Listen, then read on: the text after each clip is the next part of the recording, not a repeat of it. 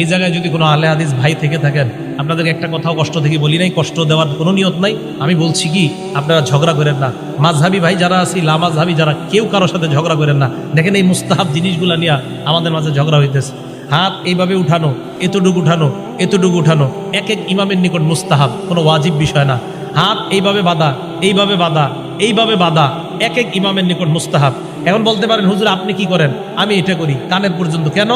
ইমাম আবু হানিফা রহমতুল্লাহ আলাইহির মাযহাব আমি মানি, হানাফি সংকলন মানি। আমি হানাফি সংকলন মানি। ইমাম বুখারী শরীফের হাদিসগুলা কি আবিষ্কার করছে না সংকলন করছে? তাহলে ইমাম বুখারীর সংকলন, চলে আসা জিনিস সংকলন। ইমাম মুসলিম চলে আসা জিনিস সংকলন করছেন। ইমাম নাসাই চলে আসা জিনিস সংকলন করছেন। হানাফি মাযহাব ইমাম আবু হানিফা 40 জনের একটা ফিকহি বোর্ড দিয়ে চলে আসা কোরআন সুন্নাহকে একটা সংকলন করে রূপদান করছেন। তাহলে কোরআন সুন্নাহর সংকলন এটা নতুন কোনো ধর্ম না, চলে আসা জিনিসকে লিপিবদ্ধ করা। বুখারী শরীফ নতুন কোনো ধর্ম না, চলে আসা জিনিস লিপিবদ্ধ করা। মুসলিম শরীফ নতুন কোনো ধর্ম না, চলে আসা জিনিস লিপিবদ্ধ করা। হানাফি মাযহাব নতুন কোনো জিনিস না, চলে আসা জিনিসকে একটা জায়গায় সংকলন করা।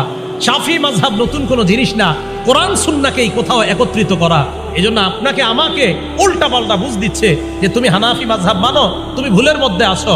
এখন থেকে আপনি জবাব দিবেন হানাফি মাযহাব মানি, আপনি জবাব দিবেন হানাফি মাযহাব মানি হলো কোরআন সুন্নাহর সমষ্টিগত একটা সংকলন।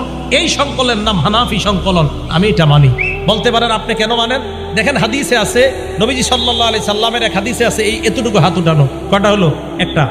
তাহলে বুক বরাবর হাত উঠানো। 2 কাঁধ বরাবর হাত উঠানো। 3 কান বরাবর হাত উঠানো। এখন আপনি আমারে বলতে পারেন আপনি হানাফি সংকলন কেন মানেন? আমি মানি এই কারণে, 1 নাম্বার বুক বরাবর, 2 নাম্বার কাঁধ বরাবর, 3 কান বরাবর। তাহলে নবীজি কয়টা কথা বলছে? 3টা। এখন আমি দেখলাম সর্বশেষ সীমানা হলো কান।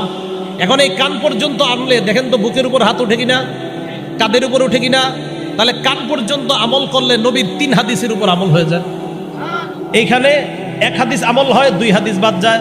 কাঁধ বরাবর 2 হাদিসের উপর আমল হয়, 1 হাদিস বাদ যায়। কান বরাবর 3 হাদিসের উপর আমল হয়ে যায়। এটাকে হানাফি সংকলন বলা হয়।